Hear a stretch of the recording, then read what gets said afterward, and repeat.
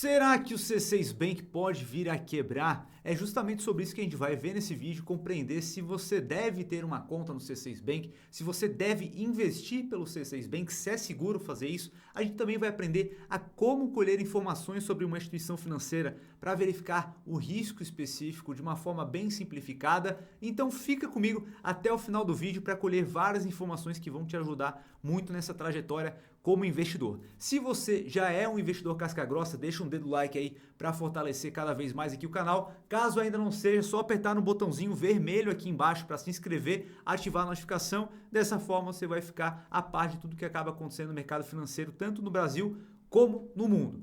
E aí a gente tem o seguinte, né? O C6 Bank é um banco bacana ali, traz um serviço bacana para o pessoal ali e muitas pessoas acabam se atraindo por esse tipo de instituição justamente pelas taxas, né? Eles zeram várias taxas, tem uma condição bem bacana para pegar um cartão lá que vai pontuar, cartão Black e tudo mais, e aí o pessoal acaba migrando para o C6 Bank e existe também aquela possibilidade de você fazer o investimento através do C6 Bank para poder aumentar o teu crédito no cartão e dessa forma você tem mais limite e tudo mais. E muitas pessoas acabam investindo pelo C6 Bank. E aí a gente vai ver aqui se é seguro fazer isso, se é arriscado, vamos entender mais um pouco sobre isso. Então a gente tem o seguinte, né? A gente percebe aqui uma matéria do Valor Invest que o C6 tem prejuízo de 2,4 bilhões em 2022, 3 vezes pior que no ano anterior. Em nota, a empresa diz que o prejuízo do banco no ano passado, 856 milhões, não configura um prejuízo operacional, né? Então a gente percebe que a gente tem cada vez um prejuízo maior aqui na instituição do C6. E aí a gente precisa compreender como avaliar o risco de um banco, para a gente saber ali se tem como a gente investir através dele ali, se é seguro deixar o nosso dinheiro lá. Então, a gente tem algumas formas de fazer isso. Vou trazer uma forma bem simplificada para vocês aqui. Então, por exemplo, quando a gente vai olhar o risco específico de um banco, caso esse banco ele seja de capital aberto, ou seja, esteja na bolsa de valores, acaba sendo muito mais fácil a gente fazer uma análise. É claro que a gente precisa ter uma base, né, para poder fazer uma análise minuciosa, porém a gente consegue colher informações sobre a instituição financeira de forma facilitada. Então, por exemplo, Banco Itaú é de capital aberto, Bradesco é de capital aberto, Santander, tá? Banrisul, vários bancos são de capital aberto. Então, por exemplo, você vai no Google e coloca Itaú RI, Itaú Relacionamento com o Investidor. Eles são obrigados a prestar serviços aqui através de um site de relacionamento com o investidor, tá? Então você vai ter acesso a várias informações. Então você vai entrar no site e aí você vai conferir todos os resultados. Então eles são obrigados a demonstrar os resultados trimestrais, todo trimestre sai resultado e aí você pode verificar o que acabou acontecendo no detalhe ali naquele trimestre, tá? Então vamos, por exemplo, clicar aqui nesse resultado aqui trimestral. A gente vai para essa área onde a gente vai ter vários dados aqui, né? Então, análise gerencial da operação, demonstrações contábeis, demonstrações contábeis completas em IFRS, planilhas de séries históricas, gerenciamento de risco, apresentação de resultados. Então, por exemplo, você vai colocar aqui a apresentação de resultado, vai ter um compilado de que acabou acontecendo, né? Então, a gente consegue colher várias informações aqui de forma muito mais detalhada sobre a operação daquele banco, tá? Agora, se é um banco que não tem um capital aberto, as informações ficam mais difíceis de serem colhidas de forma tempestiva. A informação fica mais ultrapassada e não é tão detalhada, mas a gente consegue colher algumas informações, eu vou passar isso para vocês de forma simplificada, tá? Então, se a gente volta aqui para o nosso mapa, a gente vai... Cadê o nosso mapa aqui? Cadê o nosso mapa? Veio para cá. Beleza, beleza? Tá aqui o nosso papo. Então, a forma simplificada é a gente verificar alguns fatores aqui, como a lucratividade. Então, a gente consegue colher lá no site Banco Data, que a gente já vai ver a lucratividade histórica dos últimos períodos. Então, pô, se o banco está dando prejuízo, é um sinal super negativo, né? A gente não quer que o nosso dinheiro esteja numa instituição que está dando prejuízo. Então, é um ponto de destaque. Outro é o índice de Basileia. Aqui o índice de Basileia, a gente vai pegar a relação entre capital próprio da empresa, do banco, né, e capital de terceiros, ou seja, quanto que ele captou de terceiros. O índice de Basileia ele vai representar o quanto o banco possui de capital próprio frente aos de terceiros, tá? Então, quanto maior for esse índice, quer dizer que ele possui mais recursos próprios para poder honrar com os seus compromissos, tá? Então, o Banco Central, ele determina que esse indicador ele precisa ser acima de 11% para ser seguro, tá? Para ser operacional. certo? E a gente também tem aqui o índice de mobilização. Isso daqui quer dizer o quanto do patrimônio do banco ele está preso em ativos que ele não consegue converter em caixa de forma rápida para poder honrar os seus compromissos. Então, nesse índice aqui, quanto menor, melhor. Isso quer dizer que o Banco Central ele determina aqui que o máximo tolerável é de 50%. Então já anota aí esses indicadores para você poder acompanhar. E aí, aonde você encontra esses indicadores? Você pode verificar no site Banco Data. Então, você vai colocar no Google ali Banco Data que você vai cair nesse site. E aí você pode pesquisar as principais instituições aqui. Então, por exemplo, se a gente coloca o C6 Bank, a gente pesquisa aqui o C6 Bank e a gente vai cair aqui em algumas informações, tá? Onde a gente pode acompanhar. Você vai clicar aqui em C6 Bank e aqui a gente tem alguns resultados aqui. Então, a gente tem o índice de Basileia, está acima de 11%, índice de imobilização também está bacana, só que a gente olha aqui, lucratividade, né? No terceiro trimestre de 2022, 306 milhões de prejuízo, né? Aqui a gente tem um histórico, 2019, 2020, 2021 e parcial de 2022. Lucratividade caindo cada vez mais, tá? A gente tem várias outras informações que a gente consegue colher aqui, Basileia histórico, imobilização histórico, lucro líquido trimestral aqui que a gente tem. A gente consegue colher muitas informações. Depois entra no site e veja no detalhe aqui, faça um estudo ali específico sobre tudo que você consegue colher aqui, que você vai ter uma noção muito mais clara sobre os riscos daquele banco específico que você vai colocar o teu dinheiro, tá? Então, esses 3 indicadores já é um indicador aí que você pode olhar, tá? Já acaba ajudando muito a vida dos investidores, tá?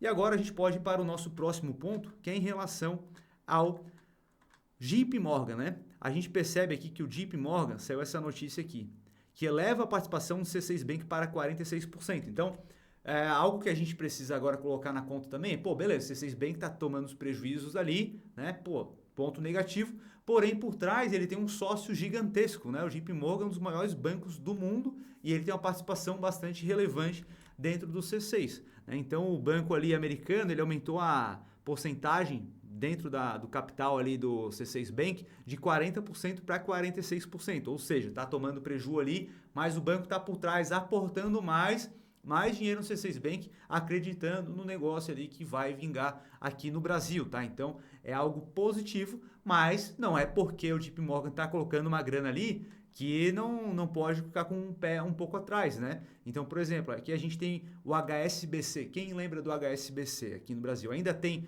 alguma operação aqui, mas a operação, a maior parte para o público, pessoa física, saiu fora, né? Então, é um banco gigantesco também, eu coloquei aqui o tamanho deles aqui, né? Então, por exemplo, o JP Morgan, ele tem um valor de mercado de 432 bilhões. Enorme, gigantesco, né? E o HSBC também não é nada pequeno, tá? 145 bilhões, é uma das maiores instituições financeiras do mundo, tá? Para a gente ter ideia, o Itaú é gigantesco também, porém, se a gente dolariza ali o valor de mercado do Itaú, vai ficar na faixa aí de 50 bilhões, no máximo, tá? Então, tu perceba o tamanho do SBC. E mesmo assim, o SBC, ele acabou vendendo a operação dele no Brasil porque eles não conseguiram fazer vingar aqui no Brasil. Então, eles acabaram vendendo parte da operação deles do HSBC no Brasil, venderam para o Bradesco por 16 bilhões, isso lá em 2016, tá? Então, não é porque o JP Morgan está por trás de C6 Bank aqui que realmente vai vingar e vai virar um banco gigantesco, como o próprio CEO está prometendo ser do tamanho do Itaú, né? Então, se a gente olha aqui, essa matéria que saiu na Bloomberg, o CEO aqui do Itaú, Marcelo Carinha, falou, é questão de tempo, temos o tamanho do Itaú, né? Então, eu quero saber a tua opinião, cara. Tu acha que o C6 Bank tem a capacidade de ter o tamanho do Itaú? Comenta aqui embaixo que eu quero saber a tua opinião aí, se tu acredita que realmente é possível o C6 ficar gigante do tamanho do Itaú, ou é mais algo de marketing ali para passar uma confiabilidade em relação ao C6, para a galera curtir o C6 ali, pô, legal, tô dentro do C6 ali, o C6 tá com um projeto gigantesco de crescimento ali e tal. O que tu acha, cara? É papo furado ou é real? Tem como virar um Itaú da vida? Comenta aí que eu quero saber a tua opinião.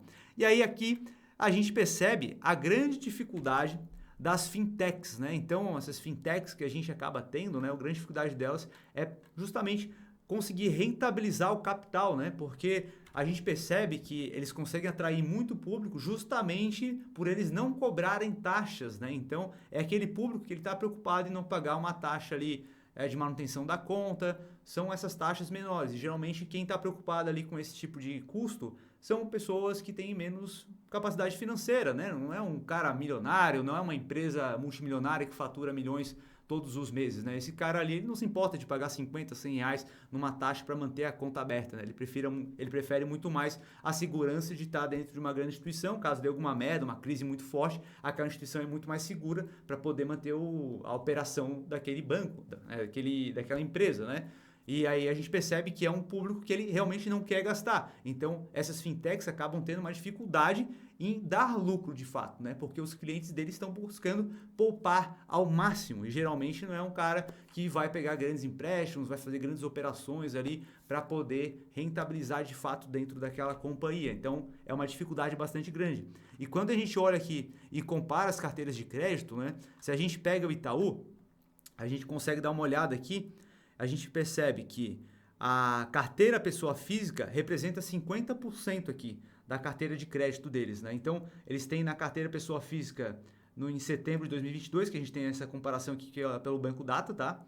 De 475 bilhões e carteira PJ praticamente 50% também com 469 bilhões. Ou seja, essa carteira aqui, PJ principalmente, ambas, né? Mas carteira PJ são grandes empresas que estão ali e contratam serviços do banco e acabam rentabilizando e gerando muita receita para o banco de forma lucrativa, né? Se a gente olha para o C6 Bank, a gente percebe que eles têm crescido bastante aceleradamente aqui em ambas as frentes, assim como o Itaú também cresceu, né? Claro que não uma magnitude tão forte como o C6, que é um banco muito menor, né? Claro que tem muito maior potencial de crescimento, porém tem crescido aqui, mas quando a gente olha aqui a carteira PJ, cresceu bem, porém representa 11,8% de toda a carteira de crédito, né? E provavelmente são empresas bem menores e tudo mais. Da mesma forma, pessoas físicas, né? Não são pessoas físicas com uma grande capacidade ali de gerar uma receita absurda para dentro do banco. Então, é uma dificuldade que essas fintechs acabam tendo quando a gente compara com os grandes bancos como Bradesco, como Itaú, como Santander, tá? Então, é algo que você precisa levar em consideração e é esse um dos pontos aí que as fintechs acabam tendo dificuldade. Agora, posso ter uma conta lá no C6 Bank? Cara, tu pode ter uma conta lá sem problema. Eu, particularmente, eu tenho conta lá no C6, só que eu não deixo o dinheiro lá. Eu acabo utilizando apenas o cartão de crédito, porque é um dos cartões de crédito que tu consegue ter cartão Black para pontuar bem lá, tu consegue ter um retorno bacana com isso. E é um dos cartões que a anuidade tu consegue zerar com um gasto X, né, de 8 mil reais, o cartão Black. Tem outros cartões que são mais básicos, que a anuidade é menor, e aí tu consegue zerar com outros valores. Então acaba sendo bem interessante. Então, no meu caso, eu acabo utilizando o crédito que o C6 dá para poder pontuar lá, né? Então, o risco específico, né, eu não tenho dinheiro lá dentro, eu estou utilizando o crédito dele. Caso aconteça alguma coisa, né, eu simplesmente utilizei o crédito que eles me deram, né? Eu não estou devendo nada para eles lá e não tenho, quer dizer, eu estou devendo a fatura do cartão de crédito, mas eu não tenho recurso meu lá dentro, né? Então, caso tenha algum problema, eu não vou ter esse problema específico, tá? Aí outro ponto, né, que as pessoas acabam fazendo. Devo investir pelo C6, né? Porque muitas pessoas acabam optando por ter o cartão de crédito e percebem que se investirem lá naquele CDB que eles têm para poder utilizar o investimento dentro do C6 para aumentar o limite na mesma proporção, acaba sendo algo vantajoso, né? Porque ele vai ter uma rentabilidade um pouco acima de 100% do CDI, e aquele valor vai para o limite do cartão. Só que as pessoas acabam não percebendo o seguinte, que esse limite ele fica vinculado ao pagamento da fatura. Então, enquanto tu não pagar a fatura, o teu dinheiro ele fica parado lá. E aí, se tu precisar desse dinheiro, tu não consegue vender. Tu precisa pagar a fatura primeiro, tá? Então, muitas pessoas acabam se atrapalhando com isso. E a gente acabou percebendo que o banco que está dando prejuízo e tudo mais, ele tem uma operação muito forte por trás, que é o JP Morgan, que dá uma musculatura muito interessante para o C6, né? Então, é algo que, a meu ver, no curto prazo não deve ter nenhum problema maior, mas eu prefiro não ter o meu dinheiro numa instituição como essa, que dá prejuízo, tá? Eu prefiro ter uma instituição mais consolidada para poder ter uma tranquilidade maior. Então, para investir, eu prefiro deixar em corretoras estruturadas e dinheiro, por exemplo, dinheiro da minha empresa, eu prefiro deixar no Santander, no Bradesco, no Itaú, que é uma instituição muito maior, muito mais robusta para deixar o dinheiro lá do dia a dia da empresa e tudo mais, né? Então, quero saber agora a tua opinião, cara. Tu deixa teu dinheiro em qual instituição? Tu acha seguro deixar no C6? Tem problema? Não tem problema? Comenta aí, eu quero saber a tua opinião. Se você curtiu o vídeo até agora, deixa um dedo like aí, se inscreve no canal para ficar atento a tudo que a gente posta por aqui. Agora, eu quero também te avisar que aqui embaixo na descrição tem o link para nossa comunidade gratuita para a gente trocar uma ideia sobre investimentos. Entra lá na comunidade, também tem o meu perfil do Instagram. Vai lá, me manda um soquinho direct para eu saber que tu veio daqui e a gente troca uma ideia lá. Eu abro caixinha de perguntas todos os dias. Agora eu vou deixar um vídeo bem aqui que eu acredito que vai gostar e a gente se vê no próximo vídeo. Um abraço.